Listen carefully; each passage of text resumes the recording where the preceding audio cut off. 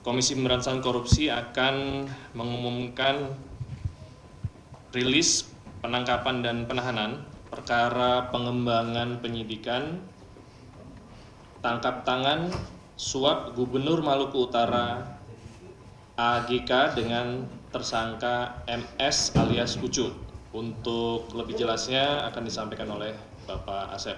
Silakan.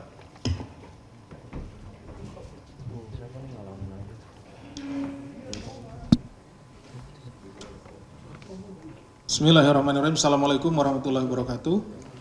Selamat sore dan salam sejahtera bagi kita sekalian. Yang saya hormati Pak Jubir, Mas Desa, dan yang saya hormati, saya banggakan rekan-rekan jurnalis. Izinkan saya membacakan press release penangkapan dan penahanan perkara pengembangan penyidikan OTT suap Gubernur Maluku Utara AGK dengan tersangka MS alias Ucu.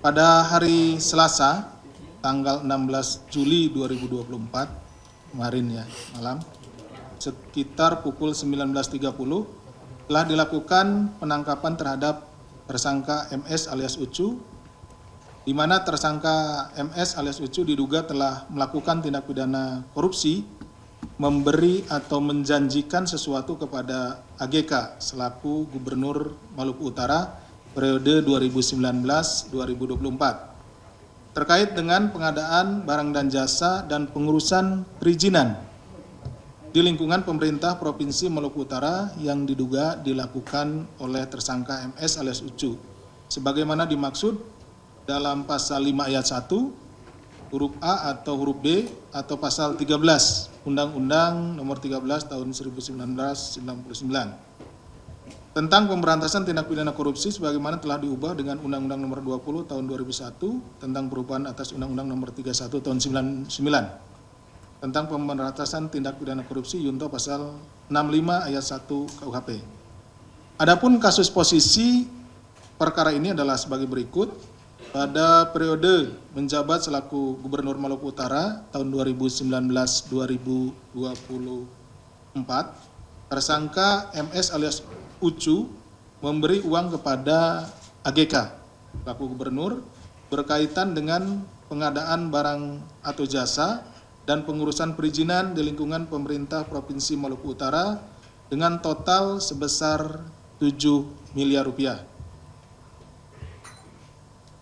Untuk nilai 7 miliar ini nanti masih bisa berkembang ya rekan-rekan selama proses penyidikan karena kami juga tentunya akan menggali kembali. Kemudian pemberian uang dari tersangka MS alias Ucu kepada AGK selaku Gubernur dilakukan baik secara tunai kepada AGK maupun melalui ajudan-ajudannya. Jadi dititip ya. Jadi ada kadangkala langsung ke AGK, ketemu AGK. Kalau tidak ketemu atau memang diperjanjikan ya, artinya sebelum penyerahan ada komunikasi, nanti siapa yang menerima gitu ya, titip saja seperti itu. Nah, itu dititip kepada ajudan-ajudan AGK.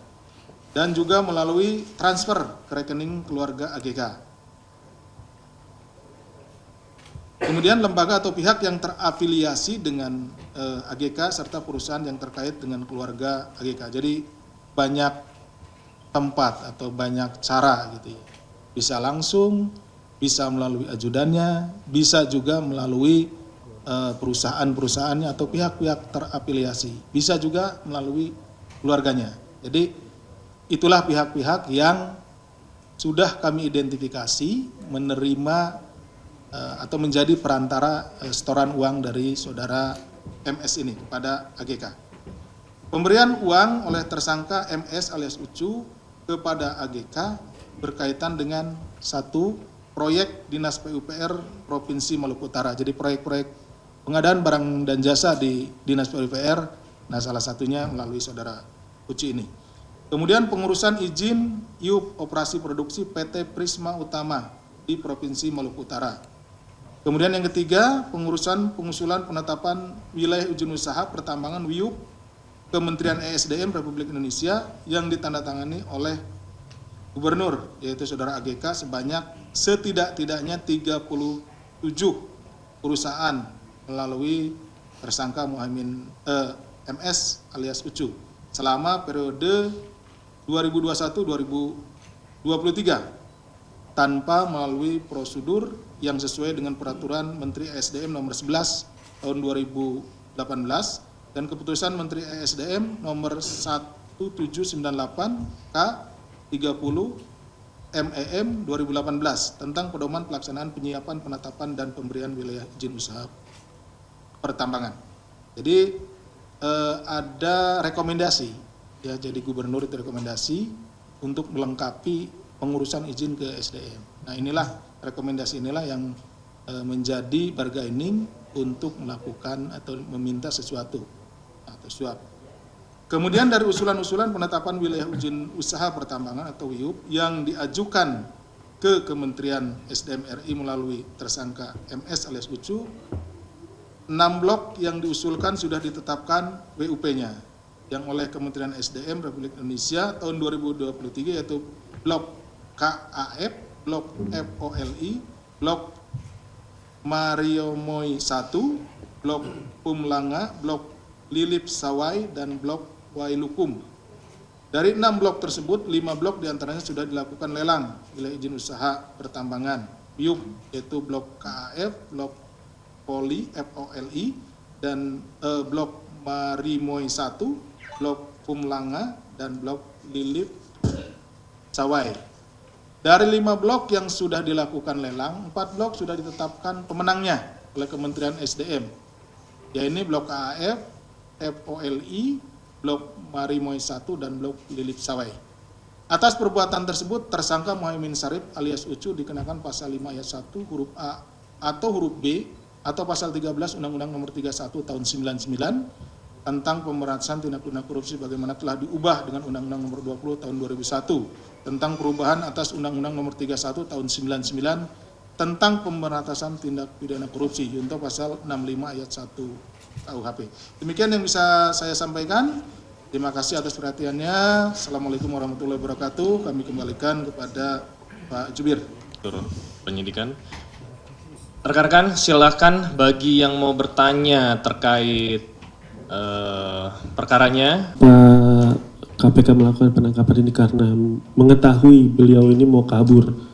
Karena kan kalau berdasarkan pernyataan Pak kedua, istrinya Muhaimin Syarif, Olivia Bahmid, berkali-kali dipanggil dalam kasus ini. KPK juga pernah bilang bahwa dia mengetahui aliran dana suap ke gubernur.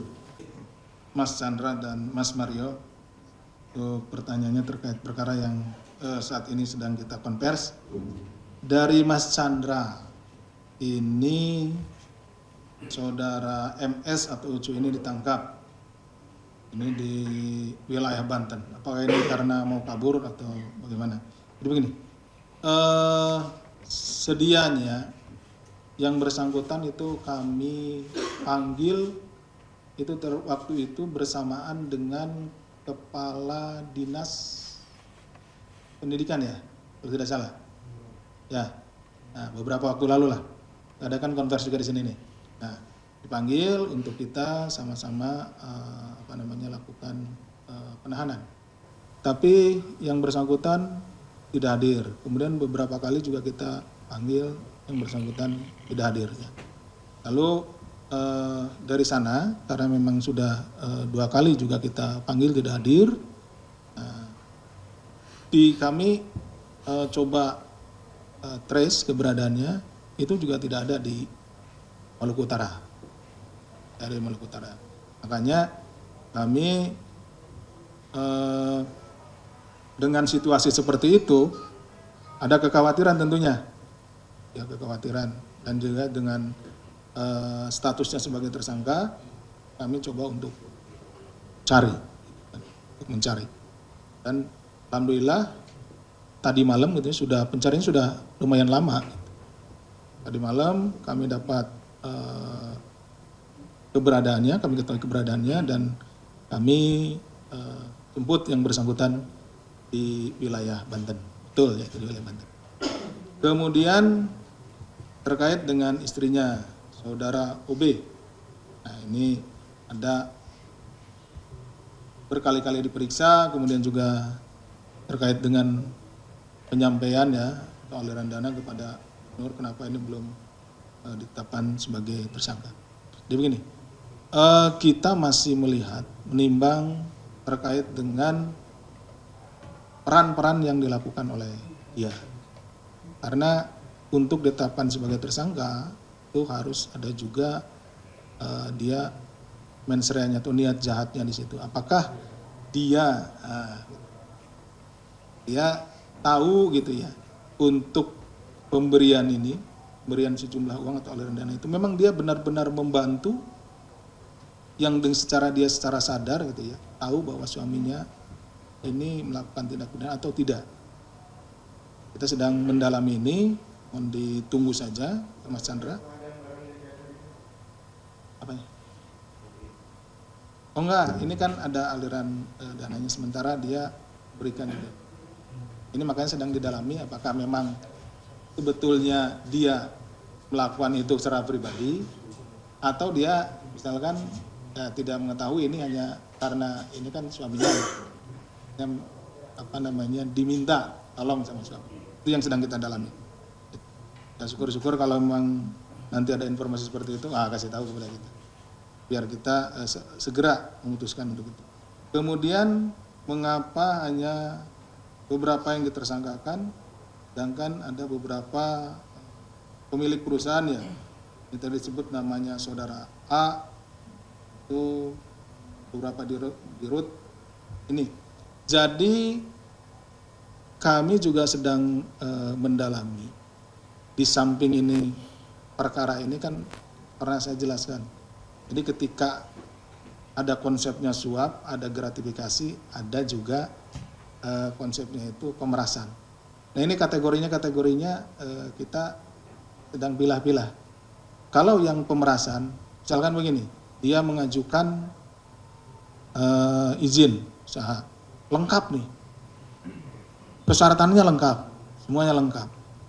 Tetapi sama si penyelenggara negara ini, sama Pak AGK ya Pak Gubernur ini, tetap aja nggak dikabulkan gitu, padahal sudah lengkap, nggak dikabulkan. Dia bilang, ya kalau nggak ngasih sesuatu saya nggak kabulkan.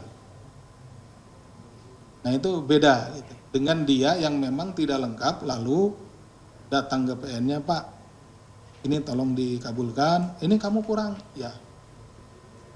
Yang ada kami seperti itu, yang mohon Bapak kebijakan, nah ada sesuatu. Jadi ada timbal balik.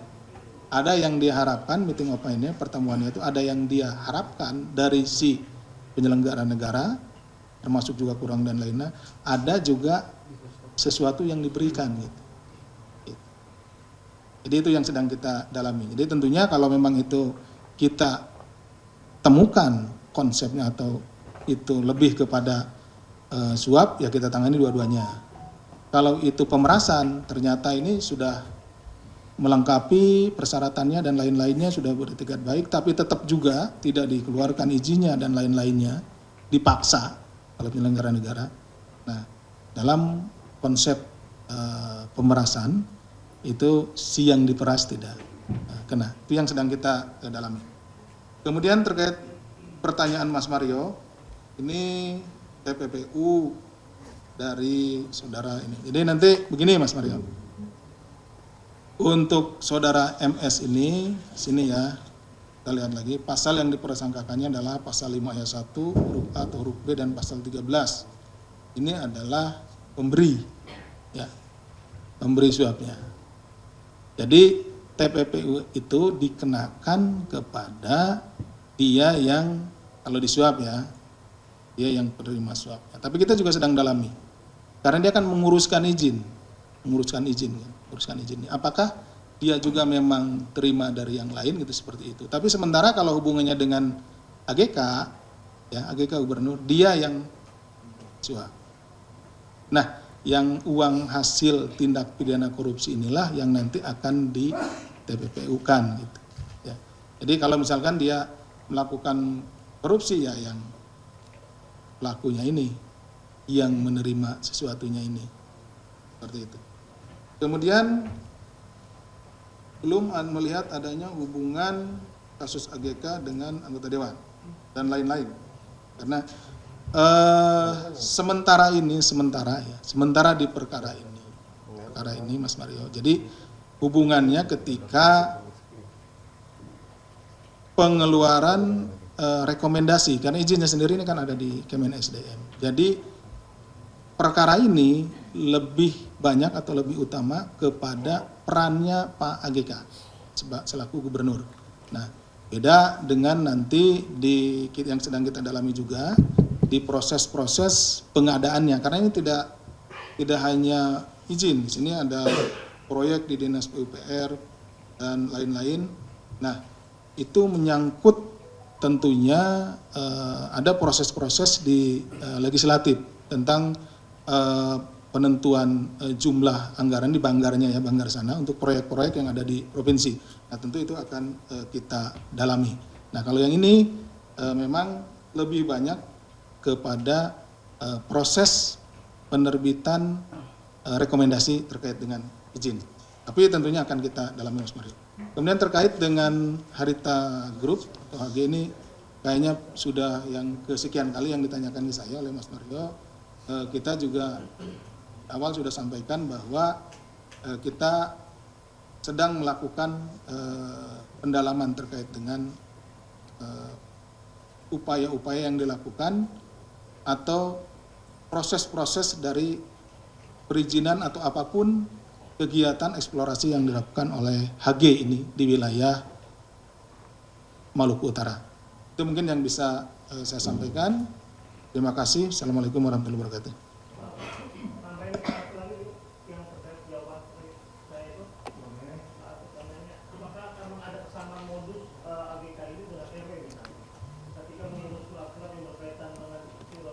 Pertanyaannya, apakah ada kesamaan antara yang dilakukan AGK dengan RW? Ini kan sama-sama memberikan izin ya, memberikan izin eksplorasi tambang.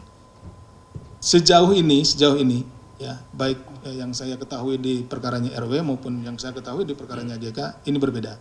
Kalau AGK itu langsung, artinya ketika mengeluarkan putus gitu, diberikan sesuatu putus di situ. Kalau RW tidak. Dia ketika mengeluarkan itu, izinnya itu dia mintanya per metrik ton. Jadi dari hasil eksplorasi itu setiap metrik ton ada nilai yang harus diberikan kepada saudari RW. Nah, ini beda. Kalau ini langsung putus. Jadi keluarkan sekian putus. Jadi tidak berlanjut perhitungannya. Demikian mungkin Mas Mario bisa kami sampaikan. Pak Asep, ini kan karena Pak Asep tadi belum menyebutkan masa penahanan ya Pak. Oh, betul. Hari ini dilakukan penahanan, langsung kami lakukan penahanan. Mungkin tadi terlewat sama saya, nanti nanti mulai hari ini sampai 20 hari ke depan, ya. Kalau ditanya sampai tanggal berapa, ya mulai hari ini tanggal 17 sampai Agustus, 20 hari ke depan. Tanggal berapa? 5 Agustus. 5 Agustus. Nah, kalau tidak percaya sampai tanggal 5 Agustus, hitung sendiri. kalender. Nah, itu. Pokoknya 20 hari ke depan gitu. Itu Mas Jamal ya, oke? Ini perkara ini ya, karena ada sesi lain lagi nih. Di sini kan dijelaskan bahwa Gimana Mas Niam? pengurusan wilayah usaha pertambangan ke Kementerian SDM ya gitu ya. Ya. Sementara di situ juga disebutkan bahwa ini tidak sesuai dengan prosedur gitu. Nah, ketika tingkat kementerian mau melakukan hal yang di luar prosedur kayak gini, apakah KPK juga udah mengendus ada aliran dana pengurusan izin atau wilayah IUP itu ke Kementerian SDM gitu? Karena beberapa waktu lalu juga KPK udah manggil ya pejabat SDM, kayaknya ada beberapa gitu. Udah itu aja. Oke. Selamat sore Pak Asep, Mas Tesa, saya Dani dari Bisnis Indonesia. Pertanyaan saya satu aja, masih terkait dengan tadi soal pemberian WIUP dari melalui Muhaimin Syarif ya gitu, rekomendasi dari Gubernur AGK. Pak, tadi kan disebutkan sejumlah blok WIUP ya gitu yang istilahnya dalam tanda kutip diloloskan Muhaimin Syarif ke AGK gitu. Nah, ini apakah blok pertambangan ini salah satunya yang belum lama ini diumumkan oleh ESDM lelangnya, kalau nggak salah sekitar sebelum pemilu Pak, sekitar sebelum 14 Februari kalau nggak salah ada rilis dari KPK soal KPK sedang menyoroti kasus di Maluku Utara gitu Pak. Nah dibilangnya kenapa saat KPK menyoroti kasus di Maluku Utara ini ESDM meloloskan beberapa blok izin usaha pertambangan gitu. Tadi sempat dijelaskan sama Pak Asef beberapa blok WIUP-nya itu apakah termasuk itu yang dimaksud oleh rilis KPK sebelumnya. Terima kasih. Asep, belum ganti namanya. Tentang pemberian suap dari Pak Muhaimin ini atau Pak MS, dia kan kepada keluarga salah satunya. Ini bisa diperjelas Pak kepada istri atau kepada anak. Kalau di fakta persidangan kan bahwa si Torik ngasih uang sekitar Rp 2,5 miliar kepada dari Haji Romo gitu. Ini tindak lanjut gimana? Terus juga kan ada penyitaan di daerah Cikarang sama Bekasi gitu. Terus juga sebelumnya kan Bapak bilang tadi ada rekomendasi meloloskan ke Kementerian SDM. Sebelumnya Direktur Hilirisasi Investasi Hasim Daeng ini nasibnya gimana Pak? Kan katanya dia salah satu pihak yang meloloskan rekomendasi dari AGK di pusat atau juga ditetapkan tersangka. Terus kasus ini sebenarnya ada beririsan nggak Pak dengan laporan Jatam beberapa bulan yang lalu yang Pak Bahlil? Itu gimana Pak? Kan itu aja. Saya kembalikan.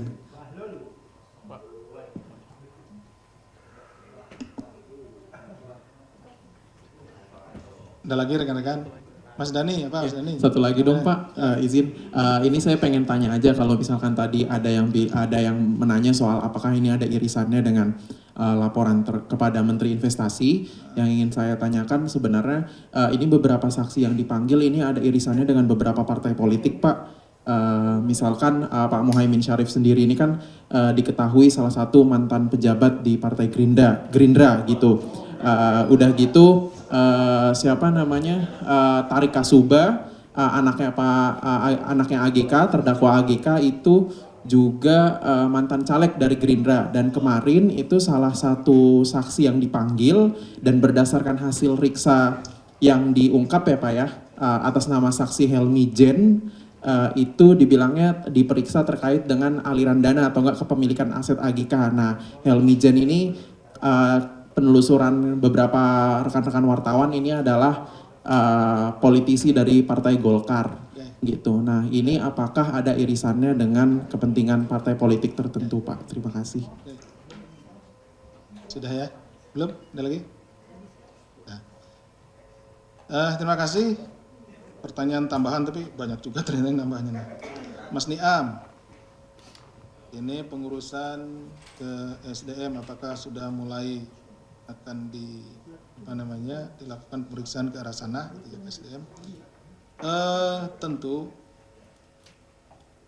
kita juga sedang mendalami itu, tetapi yang jelas kalau di perkara ini ya fokusnya itu karena ini kan suapnya itu suap terhadap pemberian rekomendasi. Jadi yang harus ada rekomendasi dari gubernur gitu ya untuk pengurusan itu. Nah kami ya tentunya juga tetap mendalami apakah juga ini sudah lengkap atau tidak. Gitu. Jadi kalau tidak dikeluarkan atau tidak diterbitkan rekomendasinya maka tidak bisa diajukan ke Kemen SDM. Tapi kan tentu juga di Kemen SDM itu ada syarat-syarat yang harus dipenuhi, ya syarat administrasi yang harus dipenuhi ya. Itu termasuk yang didalami oleh penyidik juga. Gitu. Jadi tidak hanya rekomendasinya. Nah, walaupun di sini suapnya memberikan sesuatu kepada gubernur melalui Pak MS ini untuk dapat rekomendasi. Tapi kita cek juga ini penerbitan atau pengurusan WIUP ini. Itu ya Mas Niam. Kemudian Mas Dani, untuk beberapa blok yang disebutkan tadi ada namanya ya. Salah satunya blok KAF ya, FOLI dan lain-lain. Nah, ini yang ada pada kami.